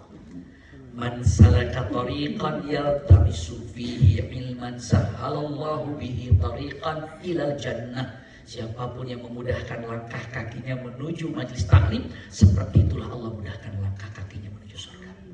Amin. Itu pun, Masya Allah. Dan namanya majelis taklim taman surga. Ibu sumpah, ibu punya masalah, ibu lagi penat, ibu lagi banyak urusan. Duduk di majelis taklim. Mau di majelis taklim ngebreng, mau di majelis taklim lamun, mau di majelis taklim apa? Ngantuk, mau di tenang bun, taman surga bun. Taman surga bener bun. Tapi jangan juga bawa ke majelis taklim, bawa bantal, bawa jangan dia. Dalam artian mengatakan kalimatnya, apalagi Masya Allah, tempat nyaman, teduh, ada AC-nya gini. Kayaknya ketika saya ngomong itu, bisa jadi tapi di sini bunda dari tadi nggak ada ya. Semua fokus melihatnya. Kenapa? Karena saya ingin menyampaikan bunda, majelis taklim taman surga. Bunda lelah, bunda capek gitu ya. Kalau lagi tidak sakit mah gitu ya. Kecuali sakit, ibu capek, ibu lelah, apa banyak urusan, banyak itunya. Jangan tinggalkan majelis taklim. Tenangannya luar biasa. Luar biasa. Masya Allah. Itu pun ada sahabat kami, ini kenyataan, kisah nyata, baru minggu ini kejadian. Jam 11:30 biasanya kalau saya handphone itu selalu di silent, nggak pernah dibunyiin. Memang seperti itu ya, kecuali dari keluarga mungkin saja. Tiba-tiba karena waktu malam ibu lagi sakit, sampai sekarang juga masih di rumah sakit, dia bolak-balik ke rumah sakit mertua. Takut ada apa-apa, saya nyalain. Kalau ada apa-apa, kadang-kadang saya kalau ada ibu saya nyalain karena takut nanti punya Umi gak bisa dihubungi, padahal punya Umi juga nyalain. Qadarullah itu bun, jam 12:04 kalau ada telepon kira-kira emergency gak itu? Iya. Setelah 12, itu bangun tuh karena kaget, jantung itu berdebar, gitu kan. Jam 12 telepon ada apa ini? Udah pikiran itu apa? Orang tua. Gitu melihat temen. Teman saya, aduh teman wali murid anak santrinya anaknya di rumah. Teman, saya juga pasti emergency. Saya akan, assalamualaikum. Dia bilang, Bi, punten, lihat video, saya kirim video. Oke, saya buka videonya, dilihat. Orang di ICU, pakai ICU semuanya. Ininya, wah ICU, masuk ke sini juga mulut, masuk ke hidung. ICU gitu kan? Dia bilang gini, di videonya ngomong gini, masih ada videonya. Ya, isyarat ya. Karena kamu nggak bisa ngomong isyarat ya, tapi kamu paham dengan apa yang saya ucapkan. Kalau paham, gerakan tangan, ya. Beneran ya, ini tidak ada paksaan, ya. Mulai ya, Bismillah ya. Asyhadu alla ilaha illallah wa asyhadu anna Muhammadan Rasulullah. Alhamdulillah, kamu udah Islam. Ya. Serahkan semuanya kepada Allah. Saya akan doakan gini. Setelah itu, tolong komentar sah nggak Islamnya, saya bimbing. Saya telepon, sah, mu'alaf dia. Kan harus bicara, enggak. Kalau dalam keadaan seperti itu, yang ganggu, masa orang ganggu nanti nggak bisa syahadat. Iya, cukup dengan isyarat. Lalu mengatakan, sah Islamnya, sah. Siapa itu? Dia cerita, dia sudah Islam. Kan ICU tidak lama-lama gitu ya. Setelah itu apa? Gimana ceritanya? Dia teman saya dari Jepang. Dan sahabat kami ini adalah punya training kalau ada orang yang mau kerja di Jepang. Train dulu dengan alat semuanya. Kalau misalnya di Bogor tempatnya gitu ya. Setelah sudah lulus semuanya baru dikirim ke Jepang. Kalau dikirim ke Jepang, seperti itu kerjanya di sana. Tahu Bunda? Iya. Nah dari Jepangnya itu, perusahaannya itu akrab dengan sahabat kami. Tahu Bunda? Sahabat kami kan ahli majelis taklim. Majelis taklimnya luar biasa. Jadi karena majelis taklim, omongannya kan nggak bisa dilepaskan dari majelis taklim kan. Bicaraan itu hikmah. Kata-katanya itu kata-kata apa? Islami. Ini orang Jepang ini. Iya. Sahabatnya ini, karena lama di Indonesia bolak-balik, bahasa Indonesia mulai lancar. Akhirnya begitu dalam keadaan sudah jalan-jalan, stroke, dibawa ke rumah sakit. Dalam keadaan di rumah sakit, di ICU, tiba-tiba sahabat kami ini, pegang, pas mau pulang, pegang bajunya dipegang. Kenapa? Saya nggak boleh pergi. Maksudnya jangan boleh pergi, nggak boleh pergi. Kamu mau aku di sini? Ngangguk. Tangan itu. Setelah itu bisa ngangguk. Setelah itu dia tanya, aku di sini mau ngapain? Dia tunjuk jidat. Kan di sini ada tempat antar sujud sahabat kami. Oh, mau didoain.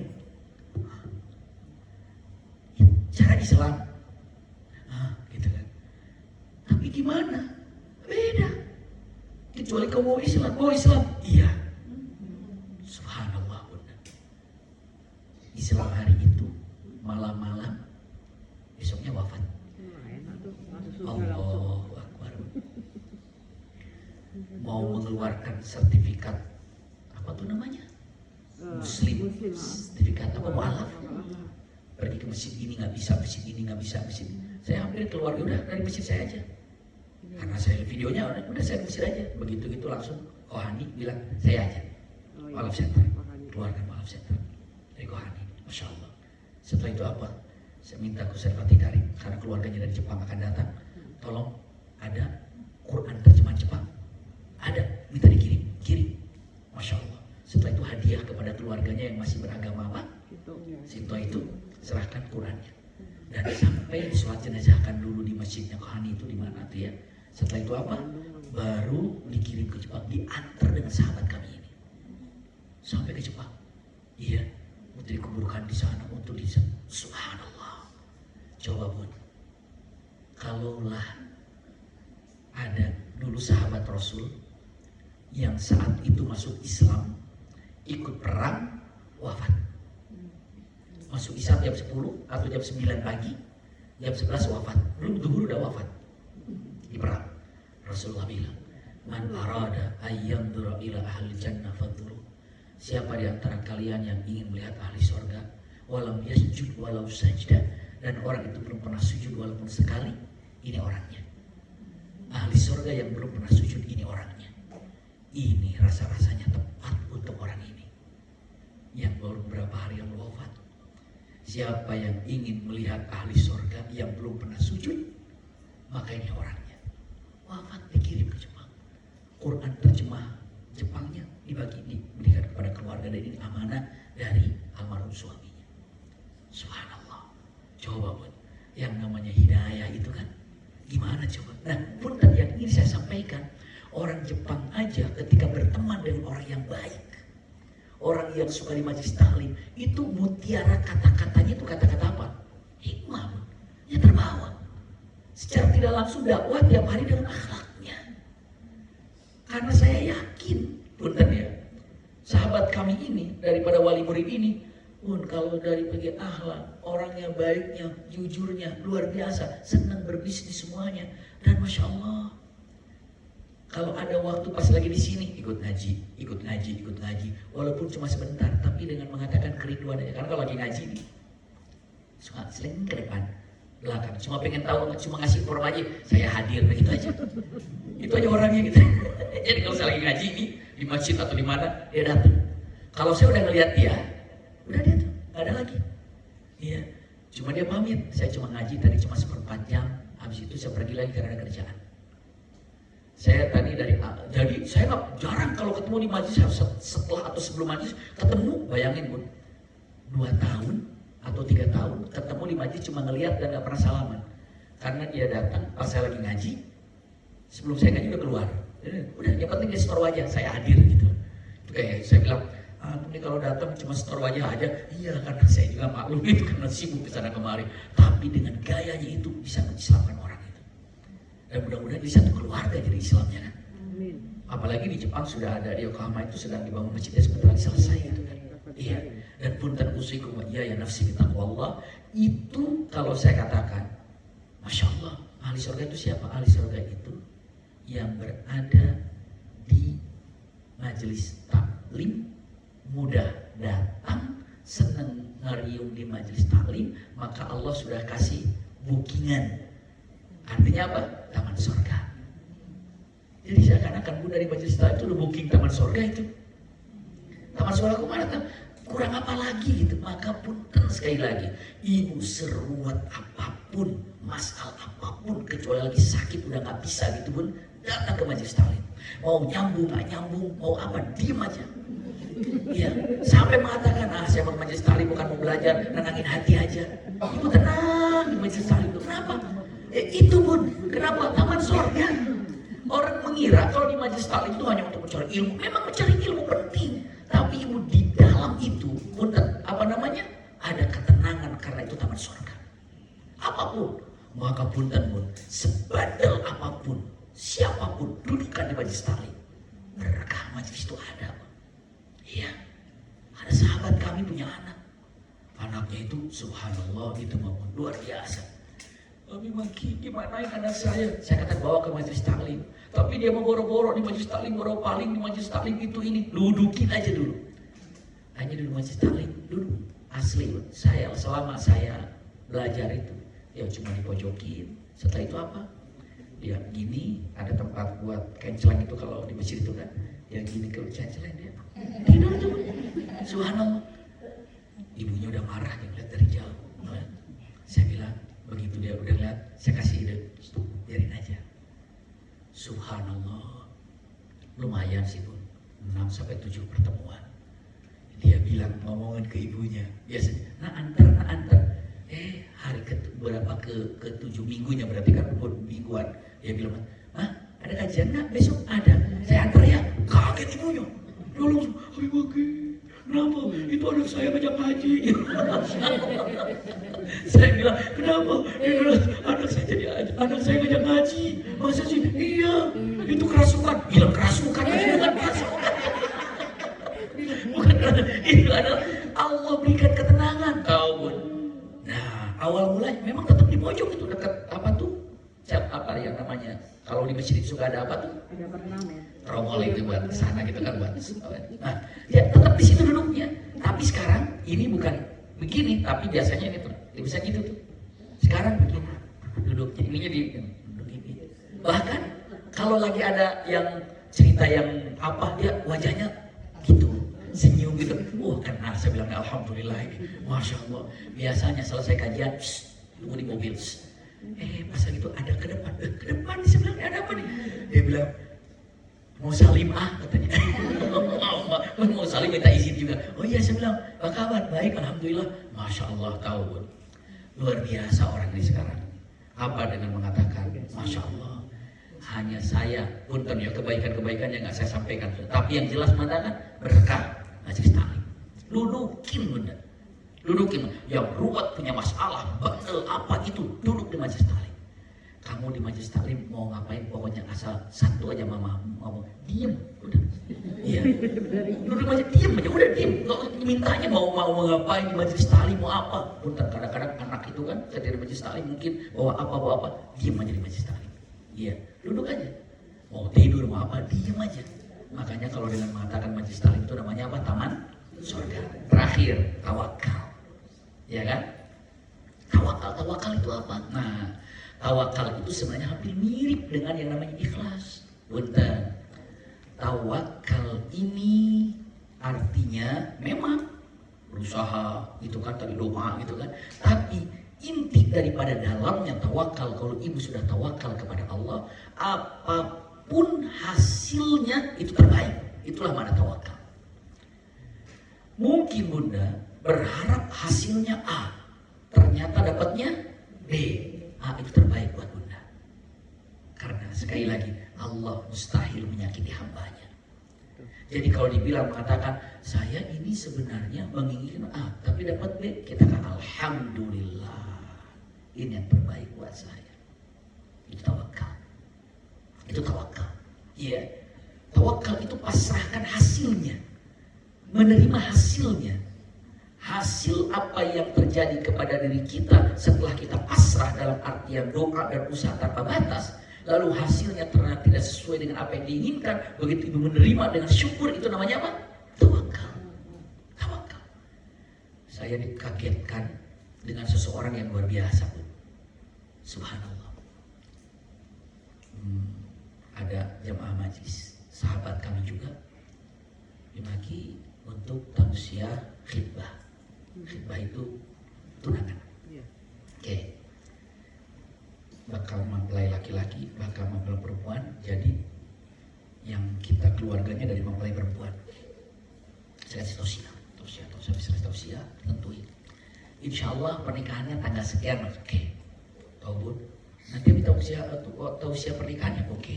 Kita mungkinkan waktunya. Malah kan sahabat dekat banget itu kita sudah izin harus datang sih. Tahu Bun? Subhanallah. Begitu sudah disiapkan hotelnya, gedung sudah disiapkan, catering sudah siap, undangan disebar Bun. 5 hari mau hari haknya, telepon ibu bapaknya. Assalamualaikum. Waalaikumsalam. Gimana Kang? Alhamdulillah. Alhamdulillah. Kenapa enggak jadi? Walam, kenapa? Saya yakin ini terbaik dari Allah. Enggak jadinya itu alhamdulillah, Allah akan berikan terbaik untuk jodoh anak saya. Alhamdulillah, Allah selamatkan anak saya. Saya katakan, emangnya kenapa?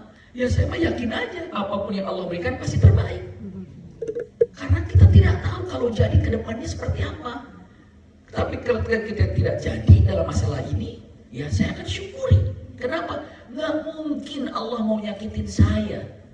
Kecuali ada rasa sakit itu karena Allah persiapkan sesuatu yang lebih baik. Saya dipahami nggak benda itu? Yang paling keren itu bilangnya apa coba? Alhamdulillah. Saya aja baper.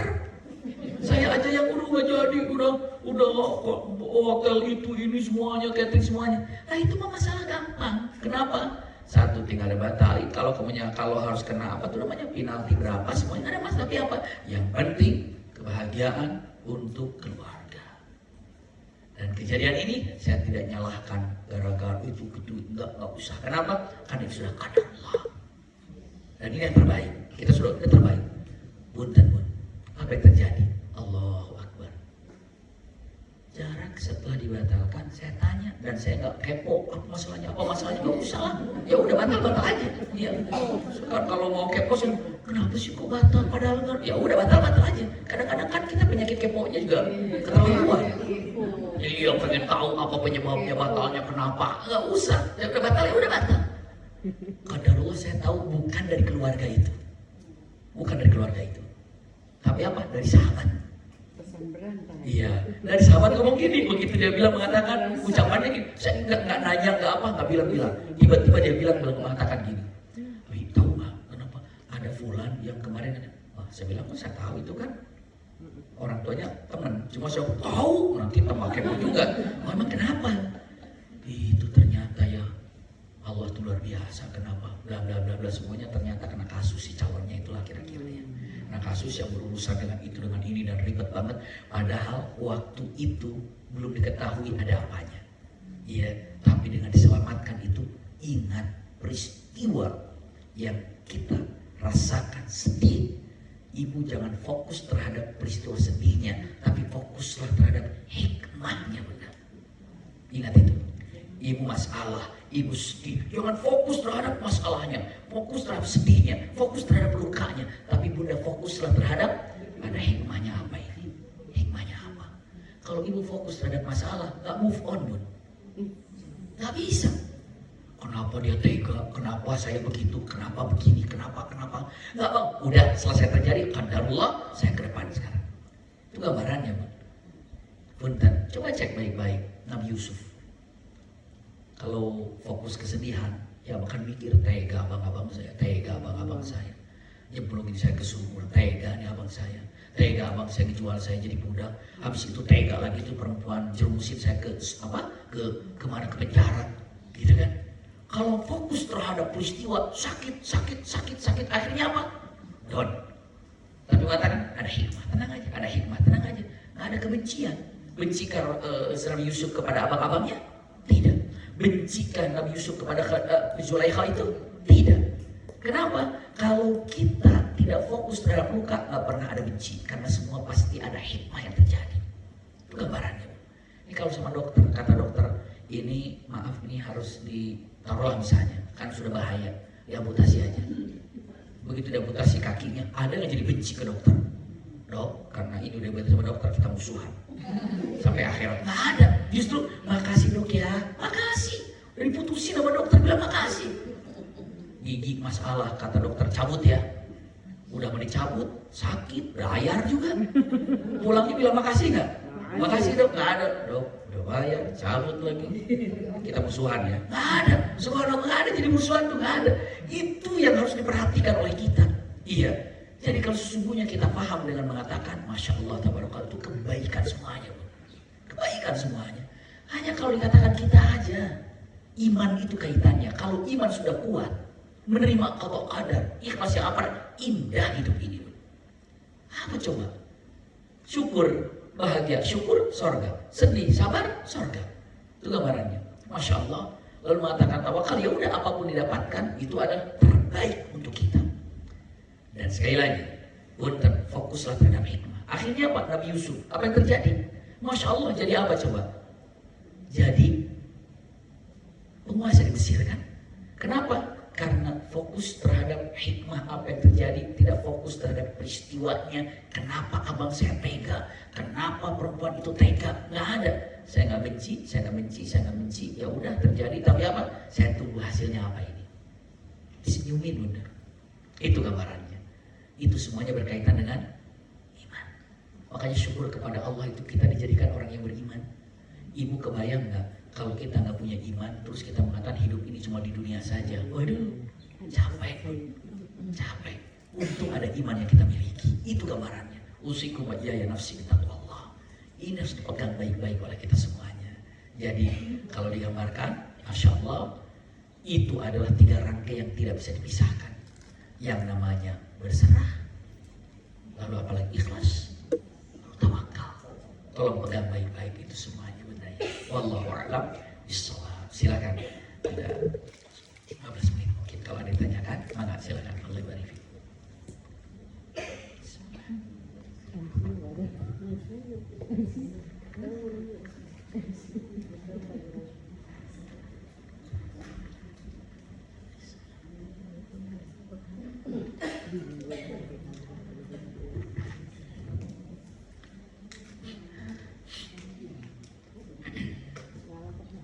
Alhamdulillahirrahmanirrahim.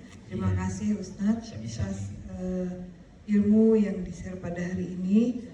Alhamdulillah. Sebelum ke pertanyaan, mari kita bersama-sama mendoakan Umi ya Ustadz. Semoga dimudahkan Allah pengobatannya dan disegerakan kesembuhannya.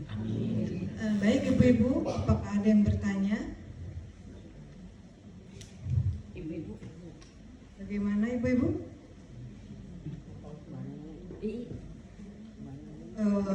Mungkin pertanyaan di luar dari topik ini nggak apa-apa ya Boleh, Ustaz? silakan. Apakah ada yang ingin bertanya kepada Ustadz? Mumpung Ustadz punya waktu untuk kita pada hari ini. Ada? Kalau nggak ada saya aja deh Ustadz. Kalau nggak saya yang nanya. Silakan Bunda.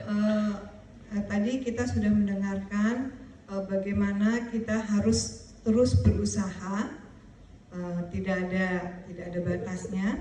Kita harus terus berdoa, bersabar dengan doa kita kepada Allah, ikhlas dan tawakal. Nah, pertanyaan saya sekarang, bagaimana kita memahami bagaimana pasti Allah akan menolong gitu. Karena sebagai manusia kita itu kadang-kadang mendapatkan apa yang kita minta itu berbeda, dan itu juga membuat kita, kok orang bisa seperti itu, kok kita nggak bisa gitu. Jadi kadang-kadang permintaan kita itu kita bukan kita bandingkan ya, kita sama-sama tapi mereka bisa tapi kita nggak bisa. Makasih Ustaz. Ya, jazakillah khair. Masya Allah, tabarakallah. Yang harus dipegang oleh kita, iya. Jadi ketika kita ini sedang melakukan sesuatu, sedang berusaha gitu ya, mungkin taruhlah digambarkan mungkin hampir mirip dengan apa yang tadi sampaikan, namun terima kasih untuk lebih didalamkan lagi. Tidak sesuai dengan apa yang diinginkan, dia padahal sudah usaha maksimal. Allah nolong saya nggak ya dalam keadaan seperti ini atau seperti apa, gimana? Yakin kalau Allah itu akan tolong saya. Ini punten, syaitan cara untuk menjatuhkan kita tidak akan pernah langsung agar kita jatuh. Contoh ini nih, ini rizki yang Allah siapkan, kesuksesan yang Allah siapkan di sini. Kesulitannya, luka-likunya ada. Nah, ingat ya, syaitan tidak akan pernah mengambil rizki ini. Jadi kata syaitan, saya dulu, saya ambil. Jadi kita datang, nggak ada rizkinya, karena diambil syaitan. Tidak, syaitan tidak akan pernah mengambil rizki ini. Kita sedang berjalan lika-liku. Kesulitan pertama, kesulitan kedua, kesulitan ketiga, kesulitan keempat. Namanya sa'i. Jangan ada pernah berhenti. Kesulitan ke-7, ke-8, ke-9. Syaitan tidak akan pernah mengambil itu, tapi syaitan akan memberikan ke dalam hati kita keraguan-raguan. Kayaknya nggak berhasil, udah tinggalin aja deh. Mundur aja, nggak sukses. Nggak berhasil. Syaitan gitu. Akhirnya apa? Mentok. Iya ya, kayaknya nggak berhasil. Ditinggalin, nggak diambil itu. Itulah cara syaitan membelokkan rezeki yang kita punya. Bukan mengambil rezekinya, tapi diajar. Bunda, kalau lihat daripada sejarah yang namanya Muhammad Al-Fatih yang dapat menghancurkan atau meraih menaklukkan Konstantinopel gitu kan, apakah tidak ada gangguannya? Ada. Dari para menterinya, dari para penasihat, udah mundur aja, nggak mampu, mundur aja, nggak mampu, mundur aja. Andai di hari ke-12 atau hari ke-17 gitu ya, mundur, nggak berhasil itu. Konstantinopel itu dikuasai. Kenapa? Karena jalan. Itu penting buat kita. Jadi setan tidak akan pernah mengambil kebaikan kita, kesuksesan kita, tapi setan mematahkan prasangka kita. Yang tadinya optimis jadi pesimis. Pernah nggak Bunda rasakan hal itu? Lagi jualan, lagi apa? Pertama kali semangat. Tiba-tiba, padahal untungnya di situ ada tuh. Cuma setan akhirnya apa? Nggak untung, udah biarin susah jualan. Bukan ahlinya di online, bukan ahlinya. Akhirnya apa? Nggak jadi, turun aja. Padahal kesuksesan ada di sana. Dicuri? Tidak. Tapi apa? Keyakinan kita yang dicuri. Dengan cara apa? Was-was. Alladzi yuwaswisu fi sudurin nas. Terus hajar itu, hajar ini. Ini gambarannya. Iya. Itu yang harus diketahui. Oh, berarti setan caranya begitu. Betul. Mengganggu pikiran kita sehingga kita tidak lagi fokus. Sehingga kita bahkan bisa mending usaha ini. Padahal udah mau maju, pindah lagi ke sini. Lagi jalan, pindah lagi ke sini. Akhirnya ini nggak beres. Jadi itulah caranya. Nah, punten, selanjutnya Bun, itu pertama. Yang kedua, iya, ketika dengan mengatakan ucapannya, ya ini bisa berhasil, gitu ya. Saya belum. Konsep yang kedua, alhamdulillah, doakan orang yang berhasil itu. Mudah-mudahan rezekinya berkah. Mudah-mudahan yang berhasil itu mendapatkan kebaikan. Doa orang lain itu tembus ke kita. Kadang-kadang kok berhasil ya, tunggu jatuhnya aja, kapan dia jatuhnya? Astagfirullah, hasad itu. Jangan seperti, tapi doakan kebaikan, keuntungan, keberhasilan. Itu nomor 2-nya, cara untuk meraih seperti itu, caranya, gitu ya. Terus yang ketiganya, jangan lupa, sekecil apapun yang didapatkan, syukurin. Dan ingat, nah ini penting nih, ini ikhtitam yang Bunda tanyakan tadi. Kita ini terlalu fokus terhadap keinginan yang kita minta, lalu Allah berikan, lalu kita syukur. Jadi kita ini selalu bersyukur terhadap pemberian yang Allah berikan kepada kita yang kita inginkan. Bisa dipahami, Bun? Padahal banyak hal yang tidak kita inginkan, lalu Allah kasih dan belum disyukuri. Bisa dipahami, Bun? Sekarang, ya Allah pengen ini, dapat syukur. Ya Allah benar. Padahal kalau saya tanya, banyak pemberian Allah yang kita pinta, apa yang tidak kita pinta? Yang kita pinta, apa yang tidak kita pinta, yang banyak diterima oleh kita. Yang tidak dipinta, itu justru harus disyukurinya. Kenapa kita bersyukur itu kepada Allah saat sesuatu yang kita pinta Allah kasih baru disyukuri? Padahal sesuatu yang tidak kita pinta Allah lebih banyak lagi ngasih. Kenapa itu tidak disyukuri? Dan Bunda harus tahu, apa yang tidak kita pinta lalu Allah kasih, lihat, itu adalah hasil doa kita yang tadi kita pinta kepada Allah, lalu Allah kabulkan dalam bentuk lain. Dalam bentuk apa? Sesuatu yang tidak kita pinta. Kenapa? Karena kalau apa yang kita pinta Allah kasih tidak baik untuk kita. Bisa dipahami, Bunda? Belum tentu apa yang kita minta itu baik buat kita. Makanya Allah ganti dengan sesuatu yang terbaik untuk kita. Ada anak, udah tahu dia lagi flu, dia lagi sakit, lagi itu, misalnya lagi flu lah, taruh lagi flu gitu ya, udah meler terus, minta es krim misalnya. Ibu bagusnya mengatakan karena cinta, es krim, oh minta es krim, ibu kasih yang lain. Mungkin apa yang tidak menjadikan flu, gantinya itu, karena ibu tahu lebih yang terbaik untuk anak itu apa. Anak kecil 3 tahun main cutter, pisau cutter tuh tajam sekali tuh. Ibu ambil nggak kira-kira? Ambil. Setelah ibu ganti dengan mainan yang lain. Nih, subhanallah. Itu anak dengan mengatakan, pengen yang itu. Bahaya, kata ibu. Yang ini aja, gantinya. Persis ketika kita minta kepada Allah, kata Allah, ini bahaya, nggak bagus untukmu. Saya ganti ini aja. Maka apapun yang Allah berikan yang tanpa dipinta oleh kita, Bunda, sebenarnya itu adalah ganti dari berbagai macam hal yang kita pinta. Karena Allah lebih tahu apa yang terbaik untuk kita. Seperti itu. Allahu a'lam. Terima kasih. Jazakillah khair. Alhamdulillah, terima kasih Ustaz.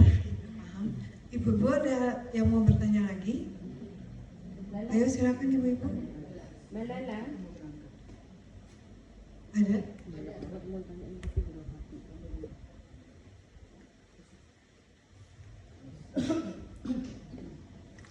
Assalamualaikum. Waalaikumsalam warahmatullahi wabarakatuh.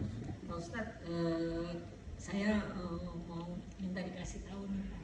Boleh barik fi. Kalau kita bersyukur untuk segala sesuatu yang kita tidak tahu ya Pak, itu bagaimana syukur yang terbaik? Selain kita sujud syukur, doa apa yang paling terbaik Pak? Iya, masya Allah. Allah ibarik fi. Jazakillah khair. Bunda, iya. Ketika seseorang bertanya, seperti Bunda tadi bertanya, mungkin saking banyaknya yang dirasakan nikmat gitu ya, saya kayak bingung doa apa yang terbaik ya, cara syukur kepada Allah karena kita lalai gitu ya. Ketika ada orang bertanya dengan mengatakan bagaimana cara bersyukur, itu adalah bagian daripada syukur. Iya, seperti Nabi Sulaiman, ya Allah, aku ini raja, ya nabi, semua pasukanku banyak. Syukurku bagaimana? Nabi Sulaiman bingung. Dengan tegas mengatakan, subhanallah, ketika engkau bertanya bagaimana cara bersyukur, itu sudah masuk daripada rasa syukur. Tapi ketika ditanya doa apa yang terbaik ketika kita ini bersyukur, paling tidak 3 hal. Paling gampang benar. Tapi 3 hal itu penting. 1, ucapkan alhamdulillah. Itu pendeknya. Yang kedua, yakinkan ini adalah dari Allah. Kalau katakan hadza min fadli Rabbi, ini karunia dari Allah, ini pemberian dari Allah, bukan karena saya hebat, karena suami saya bagus usahanya, karena saya jago mikirnya, karena saya rajin, bukan. Tapi dari Allah. Puji Allah, alhamdulillah. Ya Allah, ini datang dari Allah. Lalu yang ketiga, punten, gunakan semua nikmat di jalan Allah. Itu pentingnya syukur. Kaki gunakan jalan Allah, mata gunakan jalan Allah, tangan gunakan jalan Allah. Apapun yang kita miliki, gunakan di jalan Allah. Anak gunakan jalan Allah. Suami untuk meraih ridho Allah, anak untuk meraih ridho Allah, jabatan untuk meraih ridho Allah, harta untuk meraih ridho Allah. Itu gambarannya, itu bentuk syukurnya. Jadi kalau dikatakan doa apa? Doa apapun banyak. Seperti dalam Al-Quran, Rabbi auzi'ni an ashkura nikmataka allati an'amta alayya wa ala walidayya wa na'mala sholihan tardahu wa aslih li fi dzurriyyati inni tubtu ilaika wa inni minal muslimin. Itu bisa. Tapi yang terpenting Bunda, katakan alhamdulillah. Alhamdulillah. Ibu ulangi itu cuman begitu saja, duduk habis sholat, alhamdulillah. Alhamdulillah. Tapi ibu absen satu-satu. Alhamdulillah, suami saya baik. Alhamdulillah, anak saya pertama hadir. Alhamdulillah, anak saya kedua. Alhamdulillah, ulangi lagi. Alhamdulillah, anak saya pertama kuliah di ini udah selesai. Alhamdulillah, anak saya kedua. Ulangi lagi. Alhamdulillah, saya ada rumah. Alhamdulillah, saya ada kendaraan. Alhamdulillah, saya punya tetangga. Gak habis itu Bunda segitu juga. Gak bakalan selesai waktu itu. Ibu cuma duduk bilang alhamdulillah, alhamdulillah. Tapi semua di absen. Alhamdulillah. Sampai dari mulai pintu gerbang sampai pintu belakang, absen satu-satu udah. Alhamdulillah, rumah saya ada lampunya, alhamdulillah saya bisa untuk bayar PLN-nya, alhamdulillah saya bisa makan, alhamdulillah saya punya itu, alhamdulillah. Ibu cek satu-satu. Cara bersyukur tuh begitu Bunda. Dan semua kata Bunda dari Allah. Iya Bun, kata siapa? Ini para ulama bisa duduk semalaman cuma ngabsen nikmat semuanya Bun. Duduk, cuma bilang alhamdulillah, tapi satu-satu dia absen, dari anak pertama jadi apa, semua datang ke cucunya, ada kedua, ketiga, semua nikmat itu cuma renungkan. Habis itu, masya Allah, rasakan nafas kita. Kita akan mengatakan, ya Allah, datang dari Allah, ya Allah. Lalu akhirnya mengatakan, wah, nanti dikatakan semua nikmat kan? Nanti ditanya dalam Al-Quran, la tus'alunna yawma idzin anin na'im. Semua kan ditanya, ayo mau apa nanti? Anakmu kau apakan, suamimu kau apakan, jabatanmu kau apakan, hartamu kau apakan, ilmumu kau apakan, orang tuamu kau apakan. Semua akan ditanya karena la tus'alunna yawma idzin anin na'im. Cara bersyukur itu begitu. Ucapkan alhamdulillah, puji Allah. Yang kedua, yakin itu dari Allah dan titipan. Yang ketiga, gunakan di jalan Allah karena titipan akan ditanya. Pendeknya itu cara syukur itu. Makanya kalau ada orang sudah berbuat maksiat dengan apa yang dimilikinya, udah nggak syukur itu. Orang ahli maksiat itu bentuk daripada bukan syukur. Dan punten, saya selalu senang mengucapkan kata-kata ini karena penting, tapi kadang-kadang ya kita lupa. Bunda, kalau di dunia itu kan ada hukum yang namanya bahasa sama bertolak belakang seperti tinggi, pendek, hitam, putih gitu kan. Ya, jauh, dekat gitu kan. Lambat, cepat gitu kan. Saya tanya, kalau syukur apa? Lawannya apa? Kufur. Ya, syukur itu kufur. Oke, sepakat ya. Syukur, kufur. Al-Quran, la in syakartum azidannakum. Kalau kau syukur, aku akan tambah. Wala in kafartum, apabila kau kufur, apa? Inna adzabi lasyadid. Punten, kita ganti. Kalau syukur lawannya apa? Kufur. Engkau syukur, aku akan tambah. Engkau kufur, Allah bilang aku kurangi nggak? Tidak. Tapi apa kata Allah? Engkau kufur, aku adab. Nggak berlaku. Lawan-lawan. Syukur, kufur. Nambah, kurang. Enggak. Wala in kafartum. Jika aku kufur, inna adzabi lasyadid. Sungguh adabku pedih. Bunda tahu adab di sini apa? Bunda pun. Adab di sini apa? Adab di sini sakit abi maki. Bukan. Orang muslim sakit rahmat dari Allah, penghapus dosa, pengangkat derajat. Yang tadi innamal usri yusra, menuju cepat menuju apa? Surga. Bencana gempa, bukan. Ditipu orang, bukan adab. Orang mukmin tahu adabnya apa, Bun? Sesungguhnya adabku pedih. Apa? Adab bagi orang mukmin itu hilangnya nikmat ibadah. Adab itu. Salat nggak nikmat, puasa nggak nikmat, baca Quran nggak nikmat, itu sudah adab. Orang mukmin itu kalau kena tsunami bukan kena adab. Orang itu sakit sampai wafat bukan kena adab. Orang mukmin itu ditipu orang bukan kena adab. Itu sedang dikasih cinta oleh Allah, surat cinta dengan gaya itu.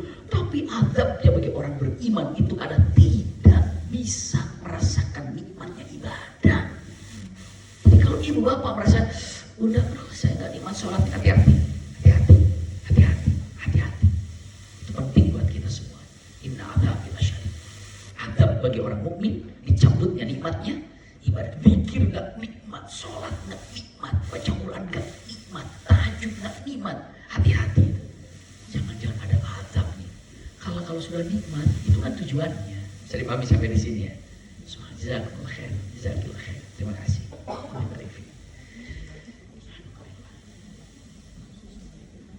Nanya juga. Nanya. Jangan dulu. Nanya. Ada lagi ibu-ibu? Mau nanya? Nah, itu. Hanya dipaksa ya. Assalamualaikum warahmatullahi Daripada nanya sama saya, Salam. jawab. Tadi kan Abi bilang syukur lawannya kufur. Iya, Syukur itu kan kita ditambah nikmat. betul. Kalau kufur azab itu kan tadi dibilang nikmat kita diambil sama aja ya. Ya, nikmatnya ibadah. Nikmatnya ibadah. Ya, inna adzabi lasyadid. Sesungguhnya adabku pedih. Adab apa bagi orang yang tidak mensyukuri nikmat? Adab nikmatnya ibadah. Nikmat makan mah ada, nikmat jalan-jalan ada, tapi nikmat ibadah tuh nggak ada, garing gitu Bun. Dan punten, penting juga ini, punten. Ibadah terpanjang apa? Ibadah terpanjang keluarga kan? Kalau ada keluarga yang tidak pernah merasakan bahagia, hati-hati. Bagian daripada adab. Karena yang namanya keluarga terus bahagia. Keluarga terus bahagia. Kenapa? Introspeksi. Tapi kan kalau kita keluarga nggak mungkin nggak bahagia terus. Ada bahagia turun naik. Biasa itu. Jadi untuk menarik kebahagiaan, syukur. Ibadah terpanjang itu apa tadi? Ibadah terpanjang itu adalah Masya Allah berkeluarga. Kalau mengatakan oh ini ibadah itu kan untuk bahagia, tapi kenapa ya tidak ada nikmat dalam berkeluarga? Bicara nggak didengar, ngobrol nggak itu, nggak asik. Jadi cuma status saja, anak cuma status, suami cuma status, istri cuma status. Kayaknya udah keluar daripada kaidah berkeluarga. Keluarga itu tuh apa? Bahagia, tuh sakinah, tenang, tentram. Ada ketenangan, ketentraman, walaupun kadang ada, kadang tidak ada, itu masih oke. Tapi ada bunda yang berkeluarga itu, suami istri itu udah nggak kayak suami, udah nggak kayak istri, ngobrol nggak pernah, itu nggak pernah. Subhanallah, karena pernah kita ketemu acara pernikahan, kebetulan kami selesai pernikahan, itu suaminya datang, begitulah selesai, suami pergi, istrinya datang, kok nggak bareng-bareng? Saya tanya, kita biasa ada, kenapa? Ya masing-masing. Terus apa? Ya di rumah, cuma ya masing-masing, semuanya masing-masing, cuma dalam satu rumah, yaitu. Dan lebih parah lagi, na'udzubillah gitu ya. Setelah itu apa? Sampai ibunya mertua lah itu ya, mertuanya lagi apa, itu cuma bilangnya nggak datang, nggak apa, astagfirullah. Dalam kalimat itu kan, ya ibu kamu itu kan, hapuskan aja. Setelah itu, terus saya bilang, kok keluarga kayak gini sih? Kenapa? Yang namanya keluarga itu menyatukan antara, Masya Allah, hubungan yang sangat erat dan hubungan yang sangat indah. Maka kalau dengan mengatakan semua tidak berasa dinikmati dalam urusan ibadah, itu tidak nyaman. Berarti apa? Syukuri. Coba caranya tadi. Duduk, katakan alhamdulillah satu persatu. Alhamdulillah punya keturunan. Alhamdulillah ada suami. Alhamdulillah perhatian suami. Alhamdulillah perhatian istri. Alhamdulillah perhatian. Semua nikmat, syukuri. Berarti akan apa nanti? La azidannakum. La azidannakum tadi apa? Ditambah. Ya Allah, saya nikmat nih sekarang duduk di majelis ta'lim. Alhamdulillah, Allah tambah kenikmatan lagi. Lihat suami senyum, alhamdulillah suami senyum nih. Besok lagi, tapi gak mungkin senyum sendiri nanti suami. Besoknya lagi tambah baik, Masya Allah, tambah baik. Lalu mengatakan, alhamdulillah ya Allah, anak saya ini subuh ini bangun tanpa harus dibangunin. Besoknya lebih lagi dapat ibadah. Alhamdulillah ya Allah, hari ini saya nikmat, misalnya ketemu dengan teman, besoknya Allah berikan ketemu dengan teman-teman yang soleh lagi. Pokoknya dalam kehidupan ini katakan alhamdulillah, alhamdulillah, alhamdulillah. Itu yang baik dengan mengatakan kata-katanya. Allahu a'lam bishawab. Terima kasih. Syukran. Hayakumullah. Masih ada waktu, Ustaz? Dulu sebentar lagi kayaknya. Kita ya. Ada lagi, Bu? Ada ya? Sudah banyak pertanyaan di dalam hati kan.